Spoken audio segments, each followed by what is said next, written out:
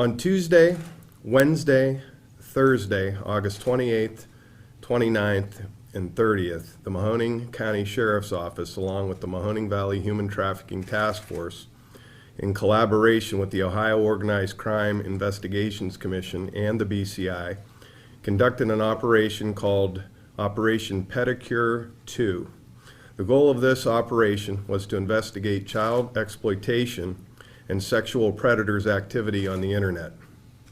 The outcome of this investigation over the course of the last 3 days resulted in 12 arrests of individuals attempting to solicit minor boys and girls for sexual activity.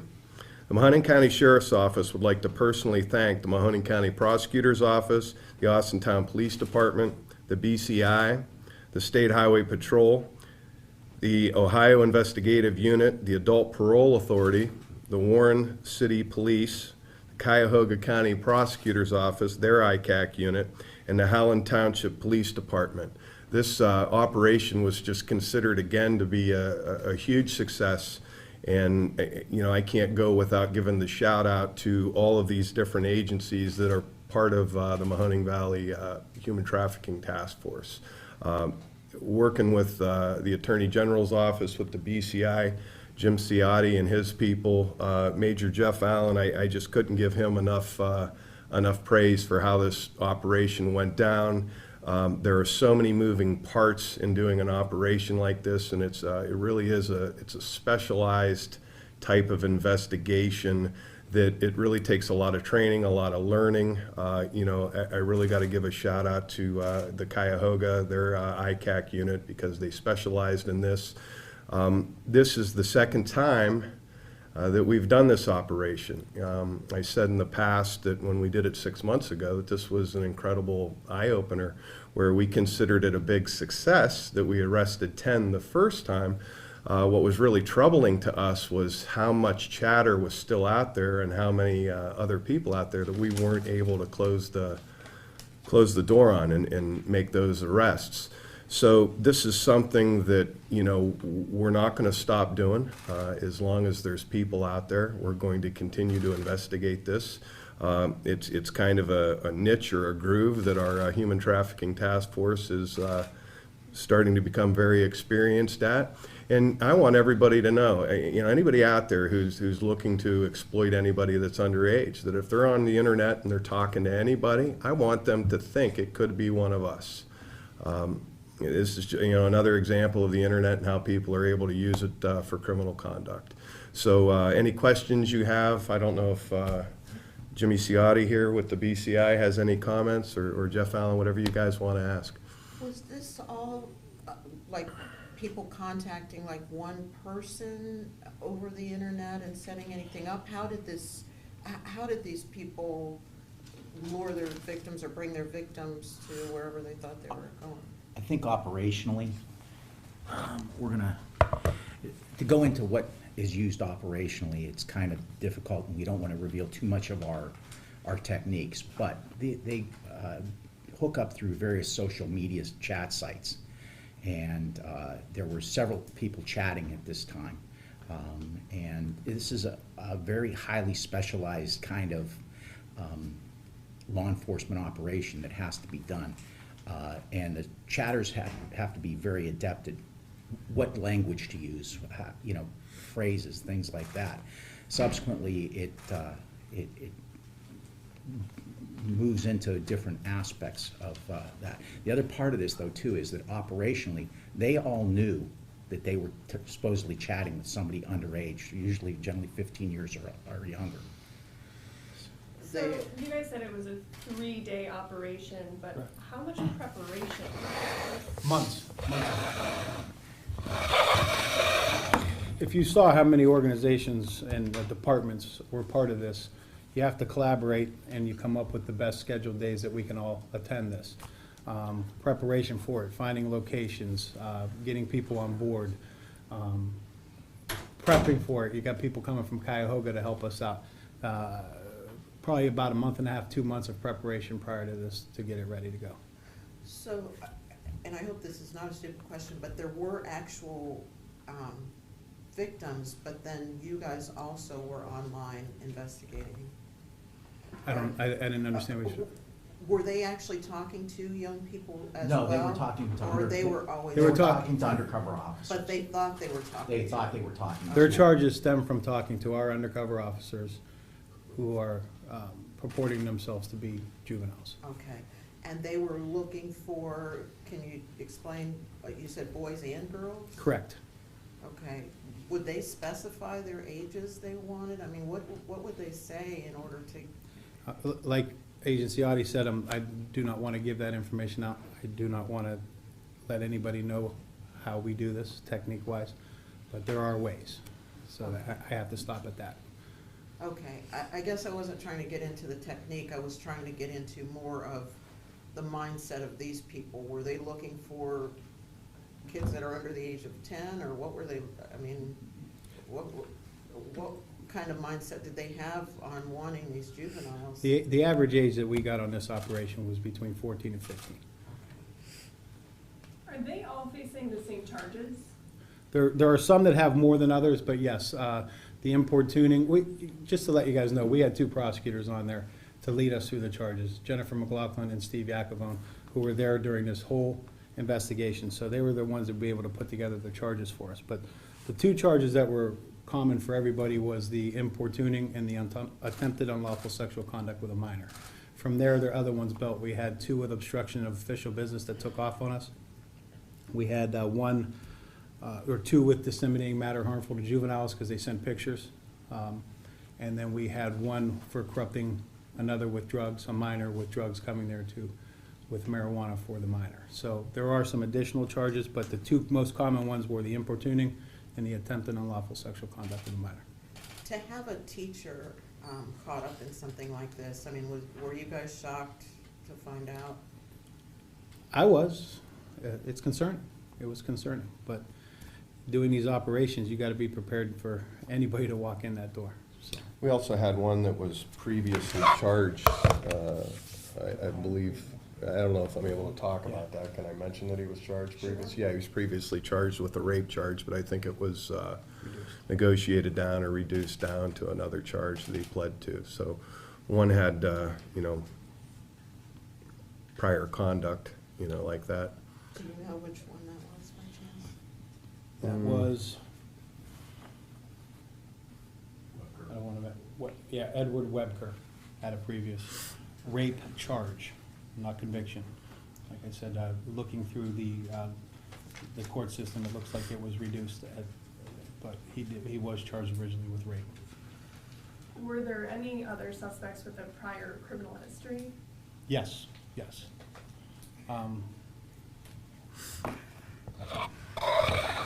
Some without, some with. The one with the sexual conduct, Edward Webker, other than that, I don't believe we had any that had prior sexual, charges of a sexual nature. I don't think we had any. In doing these type of operations, I mean, like you said, you did this 6 months prior.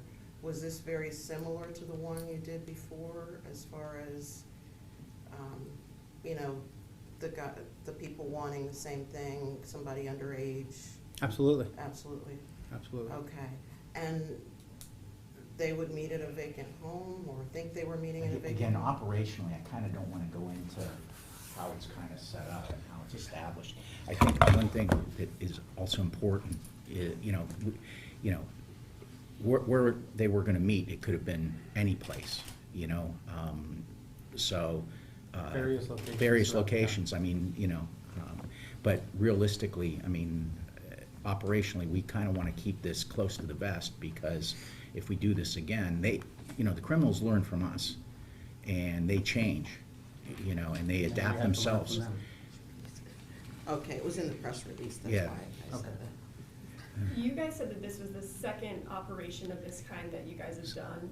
I've only been in Youngstown a year. Is this a new task force, relatively speaking? No, yeah, I was just going to say, this Mahoning Valley Human Trafficking Task Force began about a year and a half ago, 2 years ago. And they have modified, and they've gone back into, 6 months ago, or a year ago, went back to exclusively March 1st, they went back into, going into human trafficking through the Ohio Organized Crime Commission through the Attorney General's office. Subsequently, this is the second operation we've done. The other thing I think is important too is how much manpower this takes to do this. I mean, all these agencies have to come together. I think the sheriff's Well, I department can- needs to tell you how many people they have. Yeah, I can speak to that. We're excited that we got 12 arrests, especially because of how much manpower it takes. And I can just tell you ourselves, we had, for 3 days, we had 17 officers each day, plus additional officers used to transport. Very labor intensive, takes a while. It's a lot of moving parts. There's a lot of things that could go wrong. And really, that's what's so awesome about one of these operations, is just how well all of these different agencies, all with the same goal, were able to, work together. And, the BCI guys were awesome. Cuyahoga, Austintown have 2 guys that have gotten really good at this. Jeff just pieced everything together. A couple of my officers, Bill Cranston, who basically runs this organized crime task force. We have so many different names, human trafficking task force, but just building up to it. And like I said, you're really nervous when it first starts, because you're like, my God, we got so many manpower hours in this, especially with my office at the sheriff's office. We got a lot of guys going, and so at the same time, you're worried that you're going to put all of this time and effort in, and you may not get that many arrests, which at the same time could be a good thing, because, hey, maybe we made a difference, 6 months ago. But the reality was, I knew that they're still out there, because even when we had the success we had the first time, there were just so many other people out there chatting online, looking for kids and stuff like that. So we're not going away. This is just something we're going to stay on. And I mentioned it before. We take this very serious and personal. And everybody has kids. Everybody has to look out for them, and we're going to do that. And as someone who has children yourself, and I know these other officers do as well, I guess how does it make you feel knowing that there are people like that out there? I mean, it's gotta be tough to handle these investigations and see. Well, some of the yeah, things that- it's like anything else. You just need to talk to their children, make sure they know who they're talking to when they're on the internet. Try not to be the cool parent, look at what they're doing when they're online. There's so many new types of crime out there involving the internet, and it's easy for criminals all the time to cloak their identities. You don't know who you're talking to. It also makes it easy for us to cloak our identity when we're looking for predators at the same time. So we're basically using that technology against them. So, you just have to be diligent. You have to talk to your kids. You have to tell them the dangers about it, and, go from there. Are you shocked that even though you continue to make arrests and do these types of operations, that there are still people out there that just don't seem to be able to help themselves, allegedly? I think at some point it's a bit of a sickness too with those individuals, but I'm not a psychiatrist, but I'm sure that there's urges that some probably can't control. I don't know, but it's a crime, and we're going to be on their heels. If you sit there and think about it, we've operated this way for 6 days in Mahoning. The last 2, Yeah, the last 2 yeah, 6 operations. months ago was the first time Yeah, we so did we did anything like this. We did so. 3 days then and 3 days now, and we have arrested 22 people. So are all 12 of these men from Mahoning County? That's another thing. Oh, that yeah, we- I have that's a good. breakdown of that. Good That's a question. And you guys got this.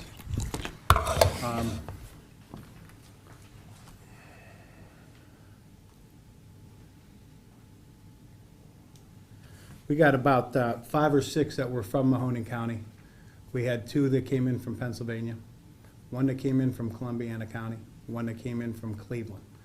So. You have Trumbull too. Did I say Trump? That's 3. 3 came in from. We'll just read off Niles. You want me to read 'em off? Yeah, just read, yeah. We had 1 come in from Niles, we had Ohio. We had 1 come in from Girard, Ohio, Boardman, Ohio, Andover, Ohio, New Middletown, Ohio, North Lima, Ohio, Newcastle, Pennsylvania, Cleveland, Ohio, Salem, Ohio, East Liverpool, Ohio, and 2 more in Boardman, Ohio. But I want to specify something here, and sometimes there's naysayers. We advertise right here. We're not sending this message out to Cleveland, East Liverpool, Akron. We're advertising right here. The people from out of town are looking into our area, maybe because they're more comfortable going outside of where people know them to come. They're looking in our area to come down here and exploit our children. We're not luring them here. They're looking here. So that's something I would like to say is important to this. So, And I noticed that all 12 suspects are men. Is that just by pure coincidence, or were you guys like targeting that? I think there's gotta be a reason behind that. I mean, even the first time it was. all 22 Yeah, guys all were men, if you 22. think about it. But, So, no, yeah. you target anybody, you're targeting anybody that approaches you online, men or women. It just happens that the 22 happen to be male. Okay.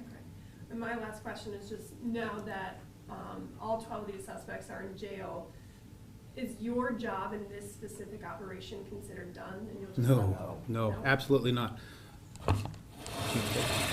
Yeah, I could take that, because the last time we did this even, we had the number 10, but there were additional arrests that came from the first operation. There's a couple in this situation that I'm not gonna talk about yet because it has to be further investigated, but there's additional ones that we're gonna be looking at and are going to be actively investigating that, just to look at to see if we have enough, or maybe we have a little bit of work on.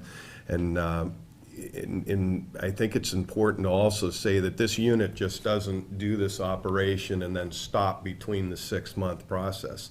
We've made, since this unit's been up and running, we've made multiple arrests even in between that. Bill, what were you saying you thought with all of our operations that we've done so far? We could be up to 100 now, total arrests. Up to 100, but a lot of those, are John arrests or prostitution and stuff like that. But these are the ones that really, I like focusing on, because I think, we're doing it, making a difference when we're doing it, On these ones that are arrested, our heavy lifting is over, and the heavy lifting is transferred to the prosecutor's office now, Jennifer McLaughlin and Steve Ackerman, so I if you wanted have to, questions with them. yeah, I wanted to ask Jen a question, but I also wanted to ask what the criminal tools were. The cell phone, computer, cell phone, whatever you're using to communicate with us, Okay. okay? Real quick, can you all three of you just say and spell your name and your title? I am Jeff Allen, Allen, and I am a major with the Mahoning County Sheriff's Office. Jerry Green, Jerry Greene, and I am the Mahoning County Sheriff. Jim Ciotti, Ciotti, and I'm the special agent in charge for BCI, Northern District of Ohio. This one? If you need me. I'm Jennifer McLaughlin. I am an assistant prosecutor for Mahoning County. It's MCLAUGHLIN. What kind of charges could these people face for the crimes that they're charged with in this case? And I guess if they have any previous history of anything like this, could it mean additional time for them? Sure. These offenders are looking at, by and large, felonies of the 4th and 5th degree. So lower level felonies, but they are felonies that would carry sex offender registration with them if the defendant's convicted. Importuning is a little bit unique in Ohio in that even though it's a felony of the 5th degree, the legislature has created a presumption that the court should impose a prison term for that offense. And normally for those low level offenses, it's the other way around. It's presumed that you wouldn't send those people to prison. So in the last operation, the cases that did resolve, we did have pretty good success in terms of actually seeing some prison time for the offenders that have pled so far. Okay. Is it usually a couple of years, or could it be longer? Or Yeah. I know it varies. Yeah, we've had felonies of the 5th degree only carry with them a maximum of 12 months in the penitentiary. Felony 4s carry 18 months. So we're not looking at cases here where we're going to be seeing sentences of, 8, 9, 10 years, because that's simply not possible for us. I think for us, our goal has been, A, to get these people on the registry so that people in the community know you shouldn't have them around your kids. These people could be a danger. And then second, to see some prison sanction just to get across to both the offender and the community that this is unacceptable conduct, that it's not going to be tolerated, and that there has to be some punishment for it. So if they're convicted, they will have to register as a sexual offender. Yes. Do you know if any of the ones that were arrested here recently were already a sex offender? I don't think anybody was currently registering. I do think that one of the offenders had previously been convicted and registered for a period of time, but that registration window had expired. Okay. And then we talk about the teacher as well. I mean, something like that, is there anything, a provision in the law where anything is tougher on someone that's in a position of trust with children? Not when it comes to these offenses, because here we're dealing with importuning and attempted unlawful sexual conduct with a minor.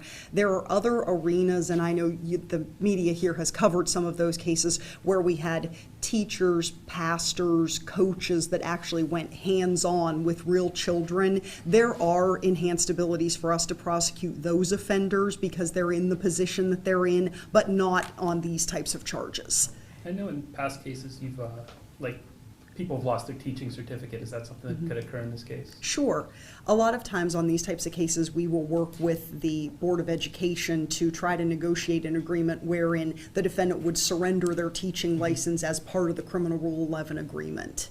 And I just want you to reiterate that no children were harmed in any of this. No, absolutely not. This is a scenario really where it's best case scenario in that the offenders are facing the penalties. The legislature has specifically drafted that statute to punish as if they were talking to a real child. And it makes sense when you think about it because they thought that they were. You know, the harm is as the courts here have said, the appellate courts, the harm is in the asking. They thought they were talking to a child and they asked if they could engage in these sex acts. No children were actually ever chatting. Those were all undercover officers, and no children were ever present at any of the locations where arrests were made. Okay. And we did ask the school if they had any complaints about this teacher with any children, and they said no so far, so. Okay. That's good to know at least. And in response to, I think you earlier asked a little bit about how criminal history played into this, and definitely it strengthens the state's argument, for a harsher sentence when we can say this is somebody who has offended before, especially somebody that has a sex-related prior. You can make a better argument, I think, that this person does present a danger. They've obviously demonstrated they're a recidivist because now here we have them doing it again. So I think you're right that it does play into our argument for a longer sentence. Thank you. Since you have Cleveland involved, and without giving your details away, are you seeing patterns that are specific to this area for this? Or just been good? I think it's been good police work, and the other thing I think too is that these guys haven't traveled as far as we thought.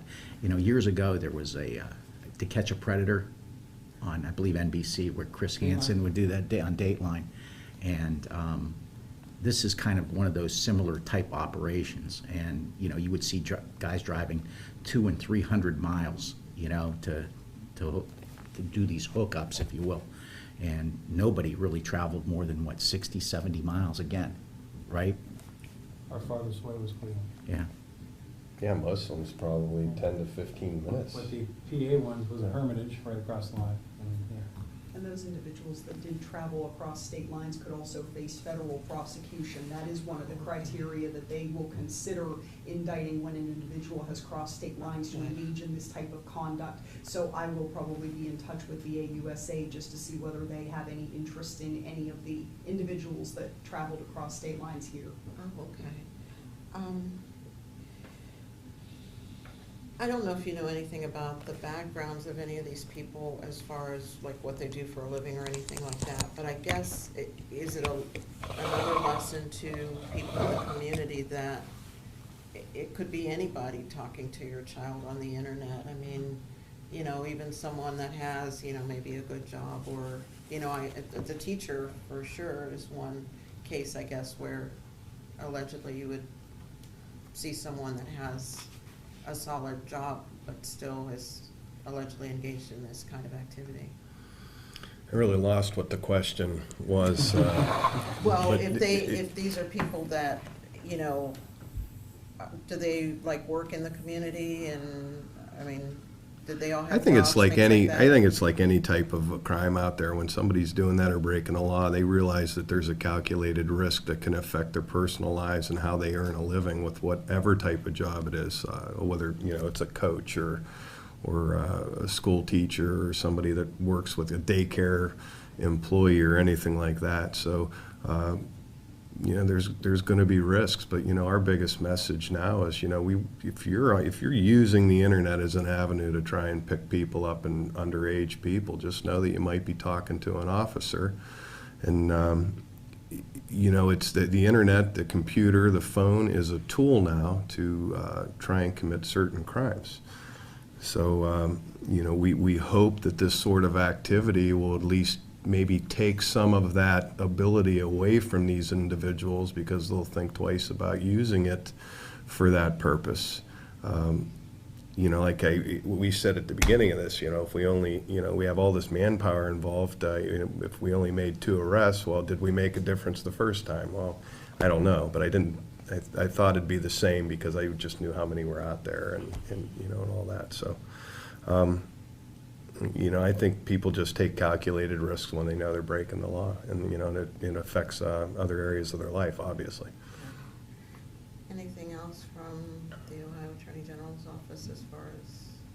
No, I think that this just sets forth kind of what the idea of the Crimes Against Children's Unit was when it started back in 2011. I mean, targeting these type offenders became very important in the Attorney General's office, and that was why we created that Crimes Against Children Unit specifically,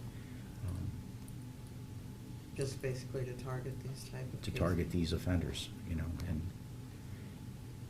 Okay. Thank you.